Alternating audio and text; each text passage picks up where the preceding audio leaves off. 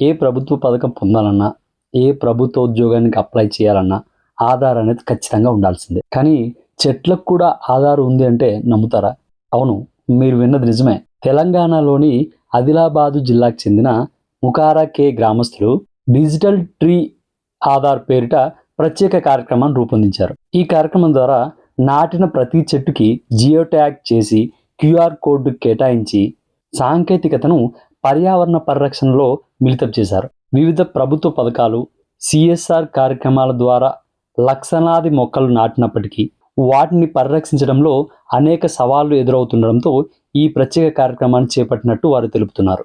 చెట్టుకు అతికించి ఉన్న క్యూఆర్ కోడ్ను స్కాన్ చేయడం ద్వారా చెట్టు పేరు, ఔషధ గుణాలు, శాస్త్రీయ నామం, ఆరోగ్యం, వయసు వంటి పూర్తి సమాచారం తెలుసుకోవచ్చు. ఈ విధంగా దేశంలోనే తొలిసారిగా చెట్లకు డిజిటల్ గుర్తింపునిచ్చిన గ్రామంగా గుర్తింపు పొందింది ఈ గ్రామం.